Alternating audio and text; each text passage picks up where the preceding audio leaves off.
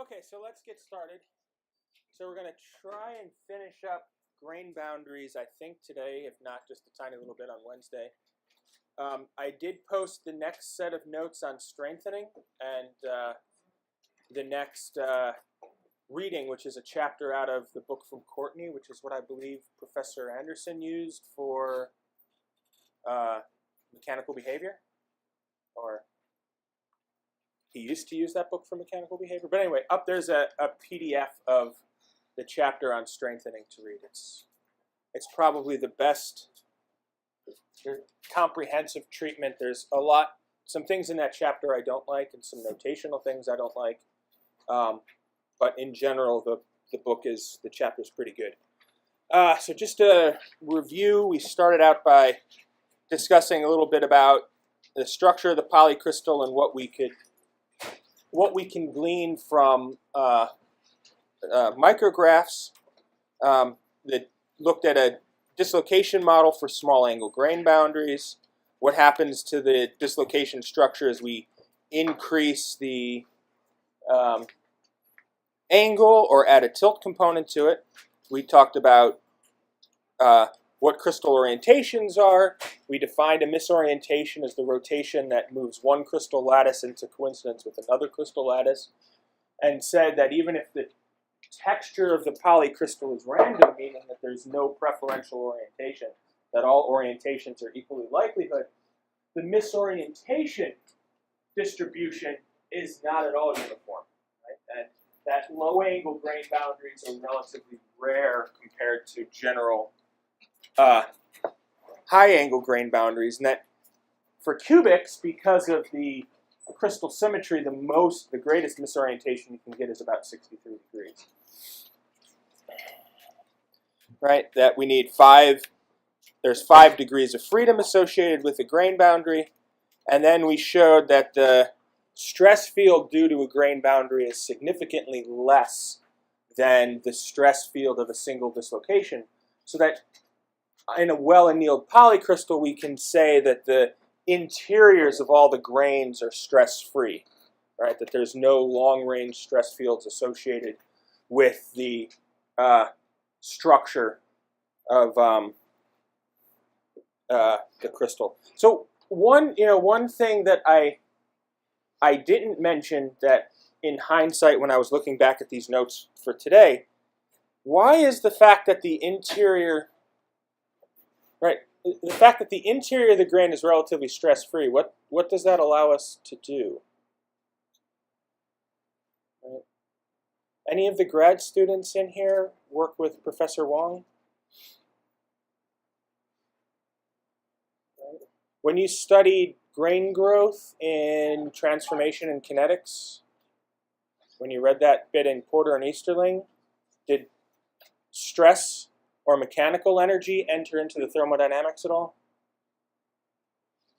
All right. We were able to treat the grain growth problem strictly in terms of the thermal driving forces, rather than needing to worry about the stress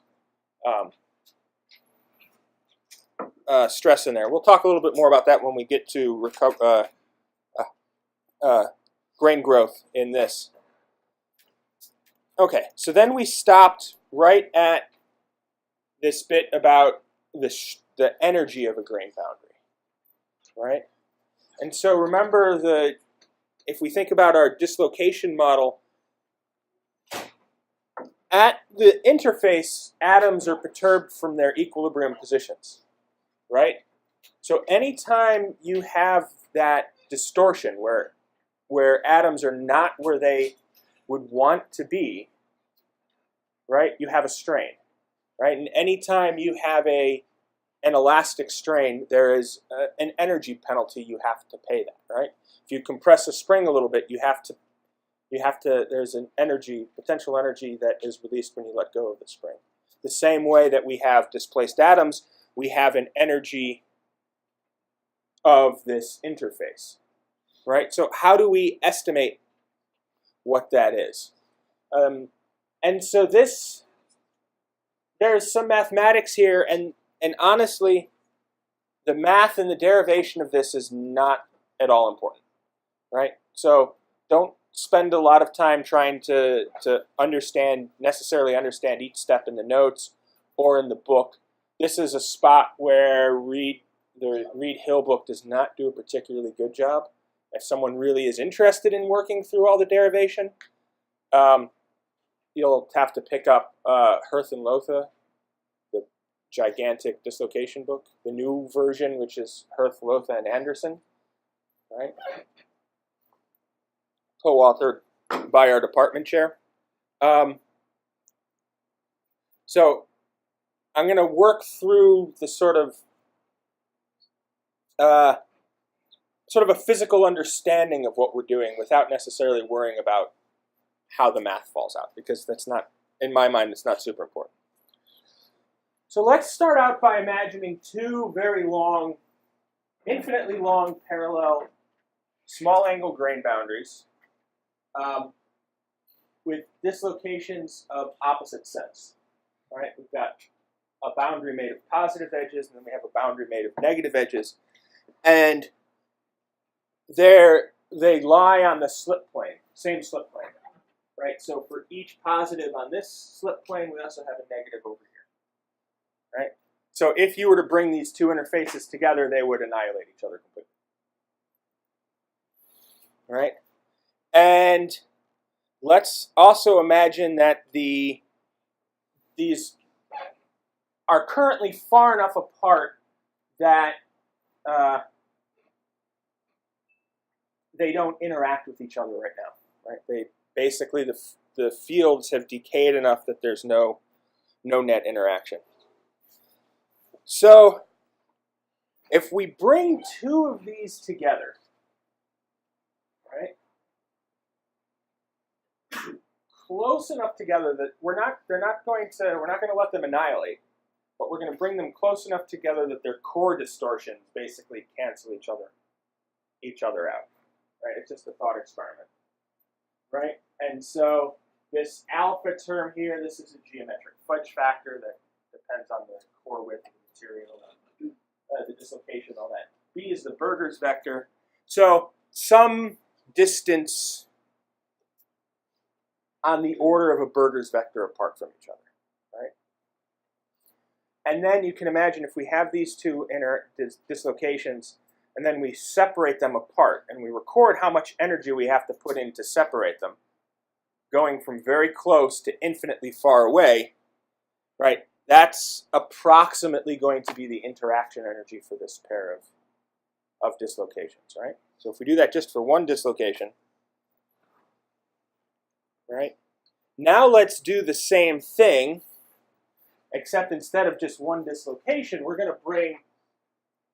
instead of just a pair of dislocations, we're going to bring a single dislocation very close to this boundary, right? And then do the same thing. Move it away and record how much energy we have to put in it, right? So if this is a negative, and this wall of dislocations is of the positive sense, is this defect, when I move it close, is it going to be attracted or repelled?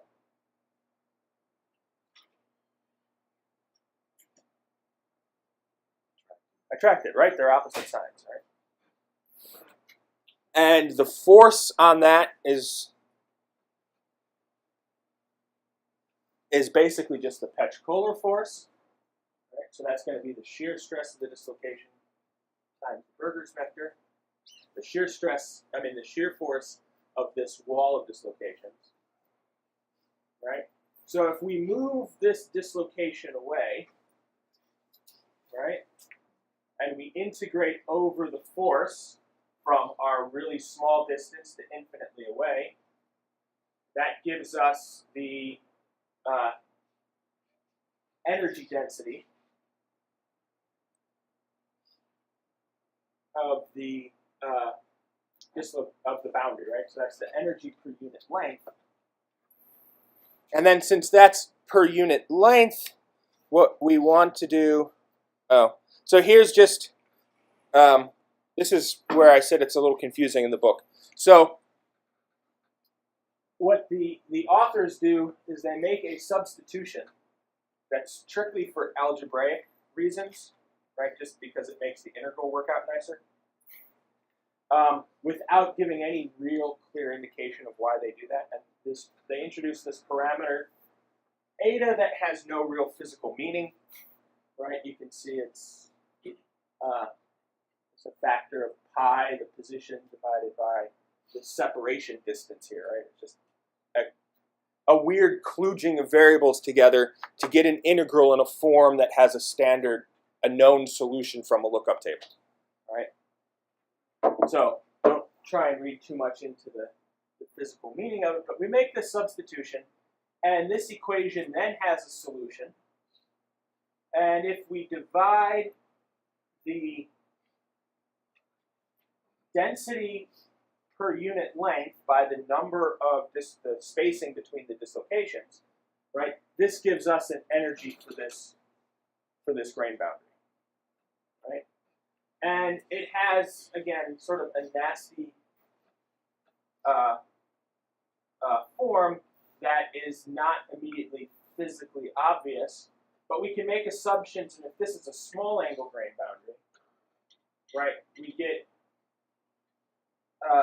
we can substitute, use the small angle assumption, and we get a form that looks like this, where we see the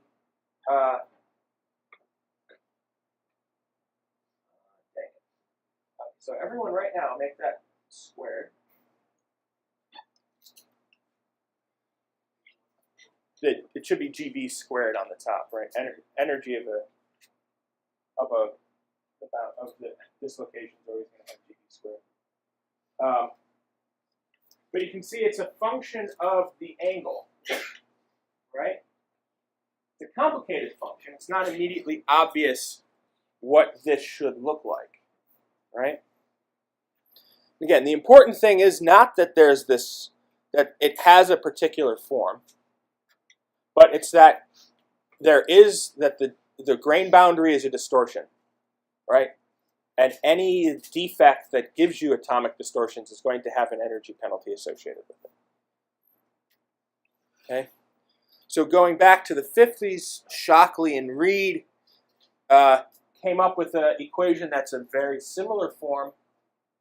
And this here is that equation that we just derived. And the dark line here is actual measurements of the energy. And you can see that this simple procedure actually gives you a lower bound, on the energy, right?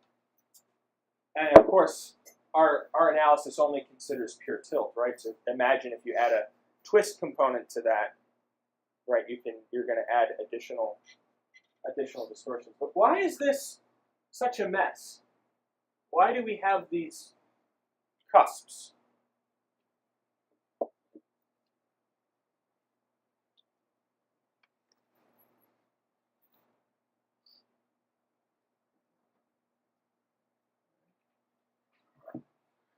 I had the answer up there. Right? It's the symmetry, right? So this happens here. This is a 2-1-0 tilt boundary, right? So this is a coherent twin, right? Meaning that the atoms share common positions, right? And these are other CSL. These other cusps are other coincidence site lattice.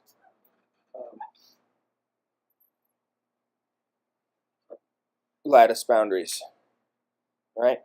And so this is just the effect of the core energy, right? As the core of the dislocation becomes more distorted, obviously your surface energy becomes higher. Okay, so that's the energy, the strain energy of the boundary. The other thing is we have to think about is the surface tension, right? So why should an internal interface have a surface tension associated with it?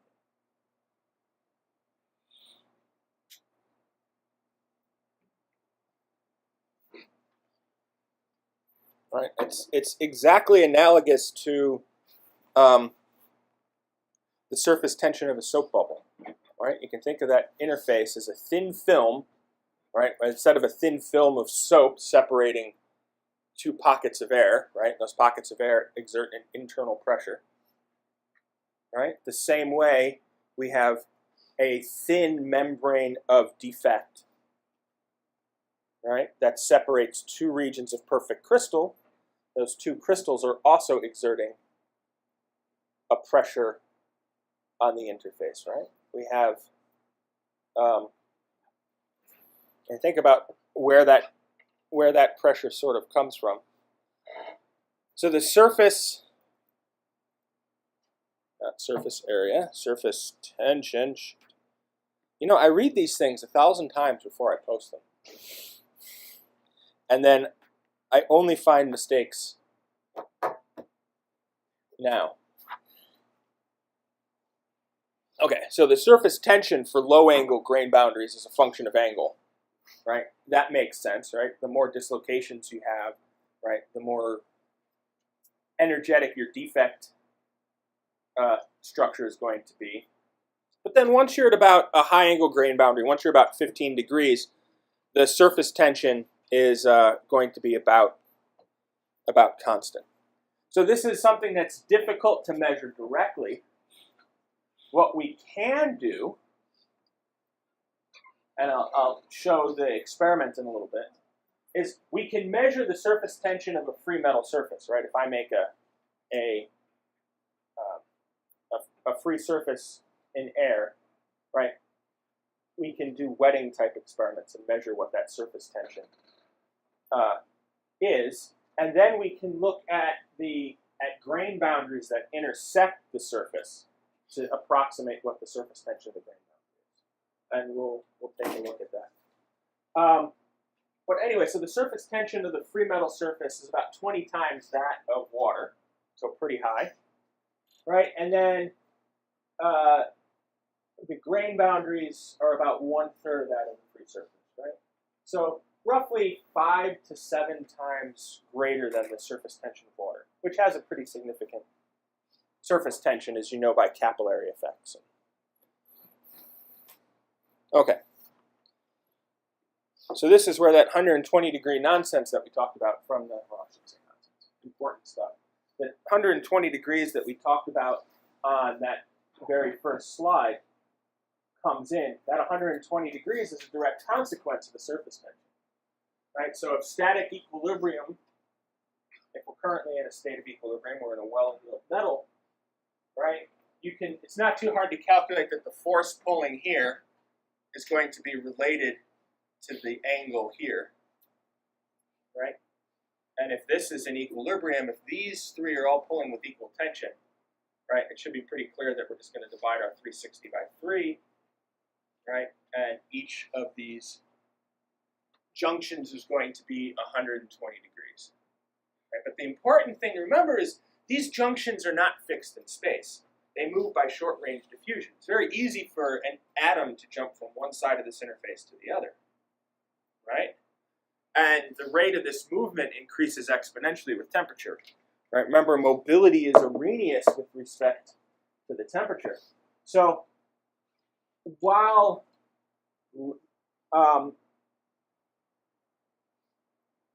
individual atomic jumps don't do a whole lot for the free energy overall of the crystal, right, of the sample,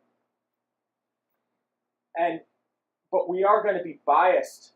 These jumps are going to be biased towards the direction that lowers the overall free energy, right? The individual atoms only know about their local position, right? Am I happier after the jump than I am before, right? If they're unhappier after, there's a much more stronger chance that they're going to jump back, right? So lots of local tiny optimizations will lower the energy of the crystal overall, and our boundaries are going to straighten, and our grains are going to grow. Okay. So here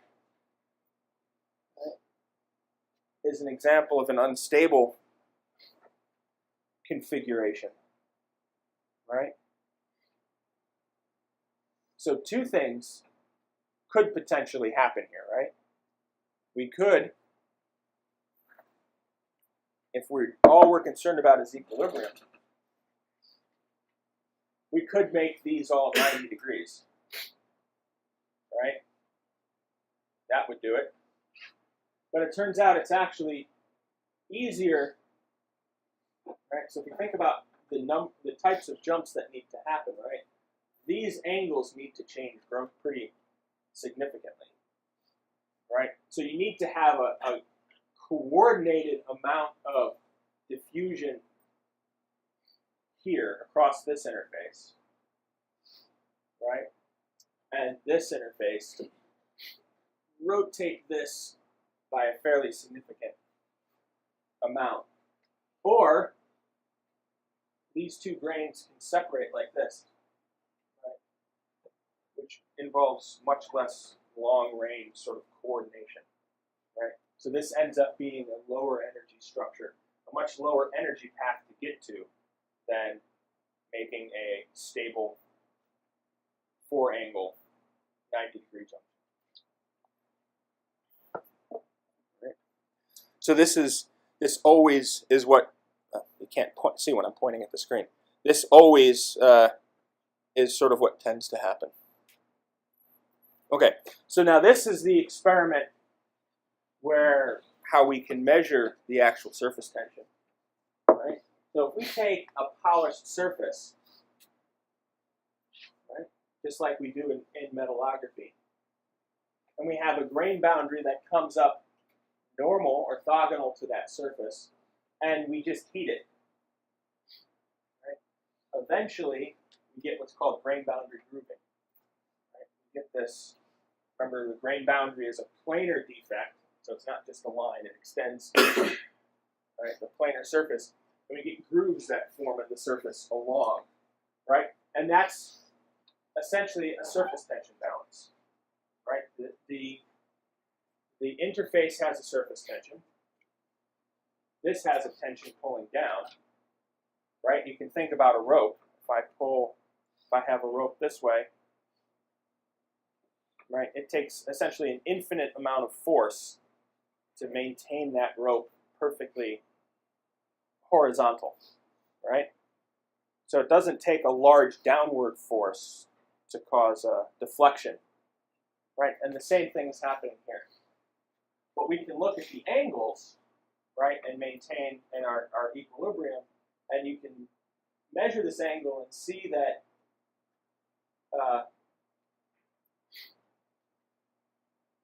all right, there's the sine factor in there. But you can then measure it and see that this surface tension is about 1/3 that of this here. And so we get an angle that forms. Right, and it's all, so what do you guys think is the main mechanism here? Is this a fast phenomena or slow?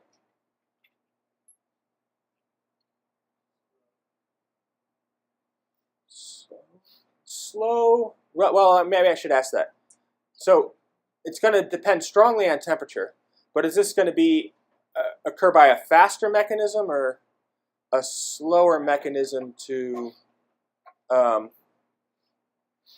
than grain growth?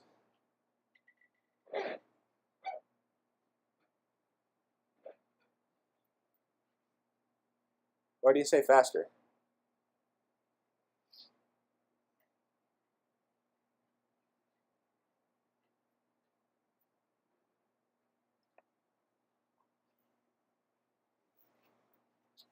Or was it just a gut feeling guess? Well, I'm just guessing it's faster because grain growth requires atomic diffusion.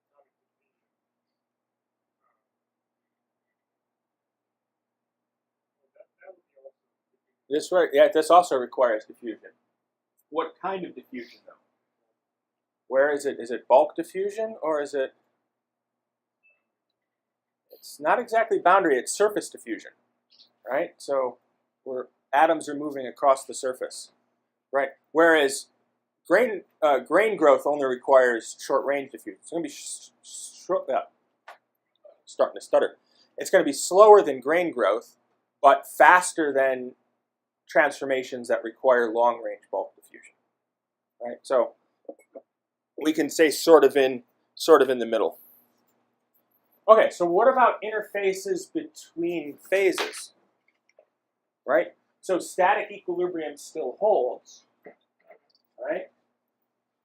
But now we're not necessarily going to have dihedral angles of 120 degrees. Right?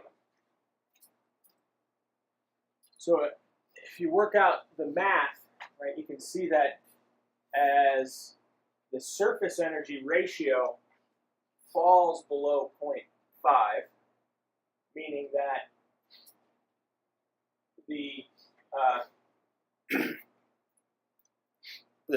energy of the parent grain boundary is twice as high as the phase boundary, right? Static equilibrium isn't possible, right? So this point, this angle becomes small, and essentially what happens is the secondary phase wets the interface, right, along the grain boundary. So when the interface tension is low, the second phase then becomes a continuous film on the grain boundaries, right? And this happens even at very low concentrations. So bismuth and copper is the classic example of this. Pure copper is exceptionally ductile, but if you put 0.05% bismuth in here, right? So this becomes 5 times 10 to the minus 4 atomic percent. So pretty small concentrations of bismuth. It actually will completely wet all the grain boundary interfaces and make the copper be completely brittle. Right? So this is the kind of structures you get, right, if we end up with a dihedral angle of 1 degree versus 10 degrees. So at moderate angles, you tend to get precipitates that grow at the triple lines. Right. At even smaller, you get that precipitates that wet the entire film.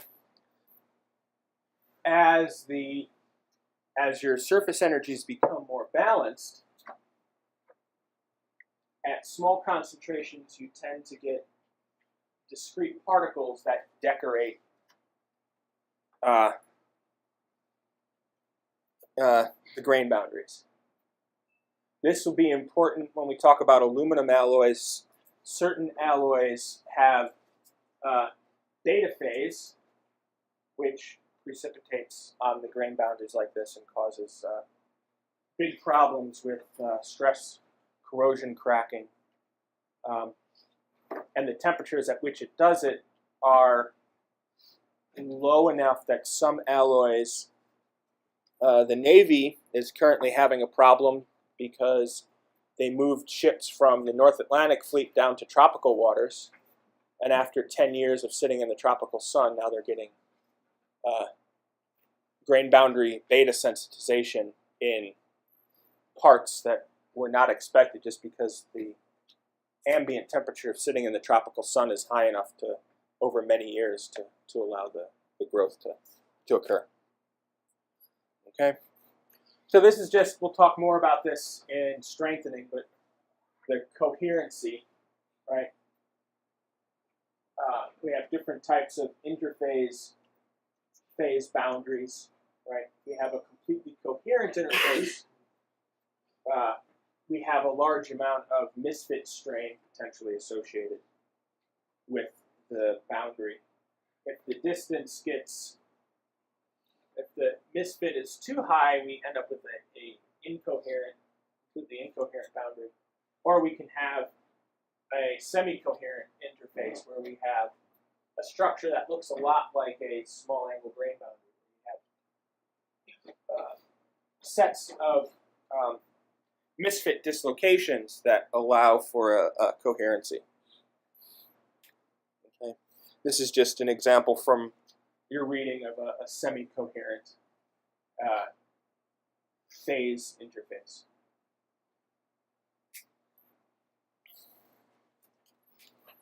Okay.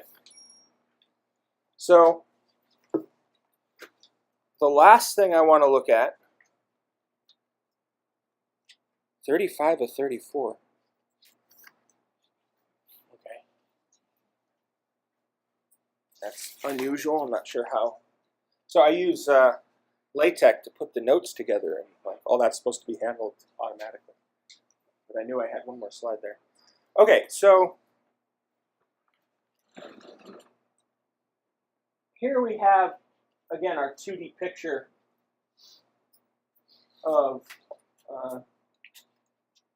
a grain boundary, a polycrystal.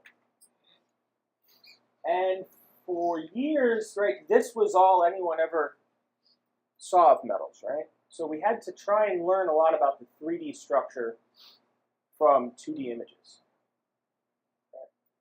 Anyone know what that field of study is actually called? It's actually a well-developed technical area in its own right. Stereology, right? I think stereography is writing. Stereology. And it can tell us a whole lot, right? Some basic principles of stereology that are really important. Tell us things like it's how we can measure grain size by counting intercept lengths, right? Right. Everyone had to do that in previous, probably in the sophomore or junior labs, you had to measure grain size of something, right? You throw the line down and you count the number of intercept points. You do that for a couple lines, right? The reason that works is we're able to show that the number of points per line is linearly related to the amount of lines on a surface, intercepts on a surface, to the amount of surfaces in a volume, right? As long as, if you read the ASTM standard on how to do this, it also gives you a lot of warnings, caveats of when this breaks down. You need equiaxed grains, right? If you don't have nice, clean, approximately spherical grains, the whole thing sort of falls apart, right? There are other ways you can correct for this, but they're not straightforward. So this is so people were really interested what the 3D structure. Oh, a good example of where this breaks down is martensite, right? What does martensite look like under optical microscopy? Yeah, so they flat bands, right? And everyone basically thought martensite was thin needles, right? And it wasn't until many years after Dr. Martens first identified it that someone said, hey, it looks like needles no matter which way we cut it. If it was actual needles, sometimes it would look like a bunch of circles coming out of the plane at us, right? Imagine a bunch of sticks that you cut this way and look edge on. So they must actually not be needles, but they actually must be laths. And that was 50 years before someone made that what seems pretty obvious assumption, right? But there are a lot of pitfalls going from 2D to 3D. It wasn't until I think the 50s that Hull did this. He took a brass alloy, 360 brass, which has a good amount of lead in it. It's called free machining brass because it actually is very easy to machine. You get, instead of long strings, you get nice clean chips that break off. And what he did was dissolve the lead at the grain boundaries and took the grains apart. He took the sample apart And he actually calculated the volume of each one of these, and for the first time calculated a grain size distribution based on the volume. And these are images of the smallest and the largest and the average, so the middle sort of grains. I think he broke them up into 10 size windows, right? And so, but the important thing here is the shapes of these are incredibly complex, right? They're not, at least I was really surprised the first time I saw this picture as a student, because it totally blew my mind that something that looks so simple and regular in 2D is actually quite complex in 3D. But you can think about even these weirdest shapes. If you make a 2D slice through it, it sort of looks like a polygon. Nowadays, we don't have to actually take the sample apart. We can image it in 3D, right? We have a whole host of techniques that we can do this by. This one happens to be a 3D serial sectioning data set in a nickel superalloy, and you can see lots of annealing twins here. Right? So these are the sigma 3, those low energy boundaries that we had talked about. But you can see how tortuous, right, the grain boundary actually is.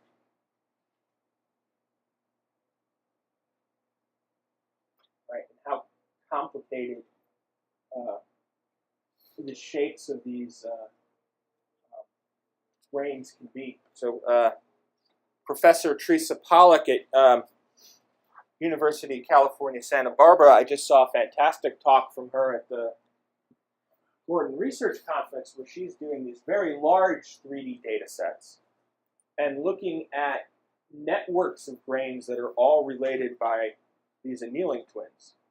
And she can get hundreds of grains that are all connected together and effectively act as one big grain, because these sigma 3 boundaries are low energy structures. So you can imagine having this giant, massive, convoluted, serpentine kind of structure of all these little grains stuck together.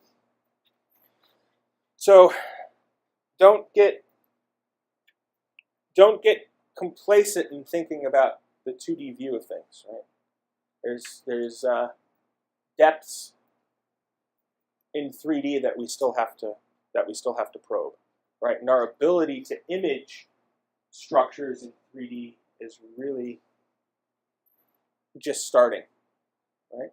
Right now we can do things like 3D serial sectioning, where we use an ion beam to mill away layers of the material, right, in the SEM. That's exceptionally time consuming. We also have cool new techniques that are synchrotron based, right? So very high energy X-ray sources that we can do 3D X-ray diffraction microscopy on, right? But those are limited because even high energy X-rays around 100 kiloelectron volts still can only pass through a couple millimeters of a metal, right? So we're limited to fairly small sample sizes, and of course the number, right, of synchrotrons around the world, right? There's two places in the United States that you can do this. One is the Advanced Photon Source at Argonne National Lab, and the other is the Cornell High Energy Synchrotron Source. In Europe, you can do it at the ESRF, the European Synchrotron Radiation. But the number of places you can do 3D characterization in situ is very, very small, right? And the only techniques we have to do it in the lab are destructive, so we can't do in situ testing. So there's a lot of opportunity for 3D. Okay, so that wraps up grain boundaries or interfaces. So the quiz on Friday will be related to Friday in today's lecture, right? And I will post some questions to think about today on Carmen, right? So again, there's no homework, right? I'm not asking you to turn in anything. But the questions that I'm posting, you can pretty much guarantee that the quiz is going to be one of them, right? And those are the types of questions that I feel would be good fodder for an exam, right? So the exams will be highly representative of the questions that are posted up there. Will the quizzes never be based on a Wednesday lecture? No, that's unfair, right? We've got Wednesday, Friday, and Monday of the previous, right? Give you guys a chance to do the reading and take a look at the questions.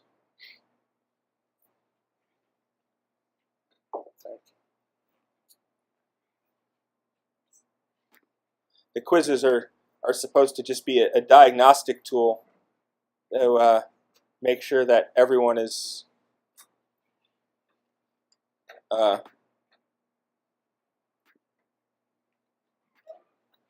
that I haven't lost a good chunk of the class somewhere along the way, right? And just take a little bit of pressure off you guys on the exams, right? So this way, everyone's not so stressed out about the exams. Do we ever have the quizzes back and see how we did, or do we just have like a grade? It should be. I mean, you'll have the grade on Carmen. Like, can we look back on that? Yeah, I think we can. I hadn't actually thought about that, but I'm sure we can. So the quiz grade, did Ben post the quiz grades yet? Okay.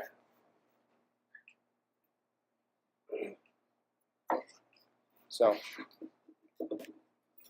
okay, so we have a couple minutes, about 10 minutes. So I want to start to talk about strengthening a little bit. And like I said, this is the second topic. Interfaces and strengthening cut across all the alloys that we're going to be talking about. So I've pulled some of this material out front by itself, and then as soon as we go through this, we'll jump right into aluminum. But what determines the yield strength of a metal?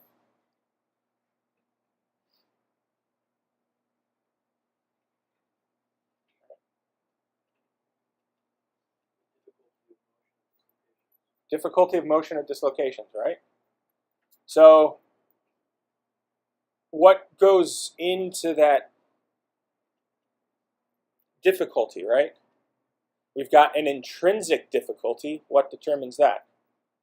Right? So if we have an existing dislocation in isolation and an infinitely large, perfect crystal, right? How difficult is that dislocation going to be to move?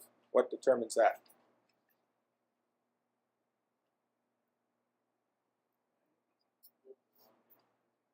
Bonding, right? The force required to move that dislocation has a special name that I'm sure you learned in structure and dynamics, and if it wasn't so early in the morning, or structure and defects, it's the Parles-Nabarro barrier, right? Right? You can sort of see that by the outline, right? So that's sort of an intrinsic strength, right, of how hard it is. But what happens when you have a bunch of dislocations?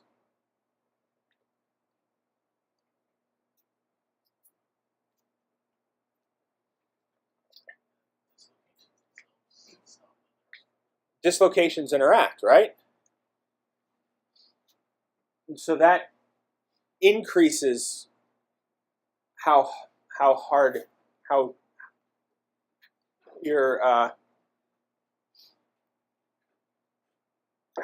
it is to cause plastic deformation, right? So that's cold work, right? So that's one way of strengthening material. It's putting a lot of defects. What's other ways that we can affect the strength? Adding a bunch of grain boundaries. Grain boundary strengthening, right? That's where Hall Petch comes from, right? What other things can we do? Use different phases or precipitates. Phases and precipitates, right? Defects interact with secondary phases. And then there's one other important one. Solution strengthening, right?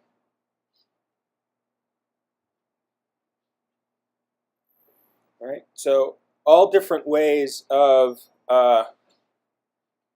all of these different factors go into affecting the strength of a metal. So let's just think about dislocations for a minute. In a well-annealed polycrystal, right? What's the dislocation density? Right? What's sort of the lower bound of dislocations that we can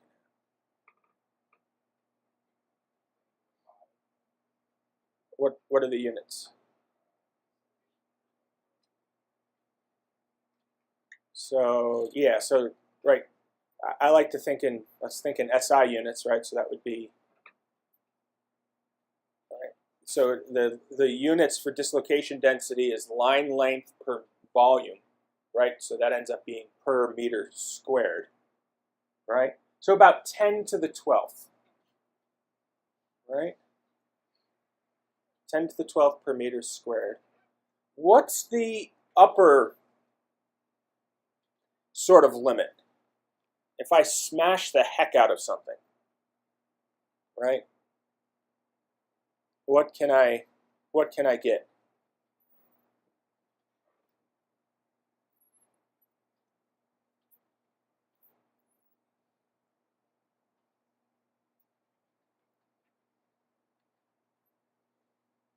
Anybody have a rough idea as to what that upper bound sort of is? So about 10 to the 16th, right? So it's 4 orders of magnitude.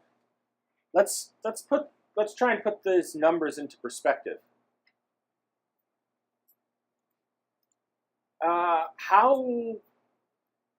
So let's pretend we have a cubic meter of really well annealed stuff.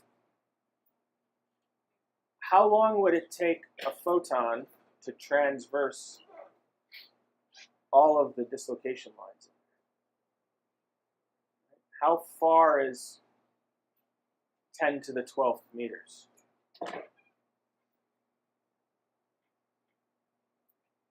About roughly the distance from here to the sun. Right? So that's a lot of defect content. What about from, say, 10 to the 16th meters? Right? That's roughly a light year. Right? So roughly from our sun to the next nearest star, order of magnitude wise, right? Right? So there's roughly a light year of dislocations in heavily cold worked metal. That's a huge amount, an absolutely huge amount of defect density. Right? Is there a true lower bound? If you were to take a crystal and grow it, right? And if you were perfectly, you could control your crystal growth perfectly, and you were to make a very large crystal with no dislocations in it, and you let it sit, would they magically pop into existence by thermodynamics?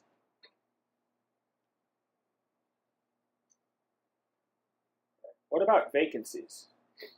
Right, we know I know for a fact you guys must have calculated the thermodynamic equilibrium vacancy concentration, right? So we know that strictly from entropy arguments that there's a lower bound on the number of vacancies you expect in a material.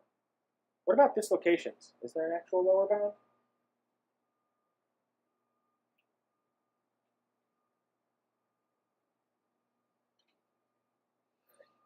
The short answer is we actually don't know. Right? For a long time, if you go back into the dislocation theory, people thought that there must be. But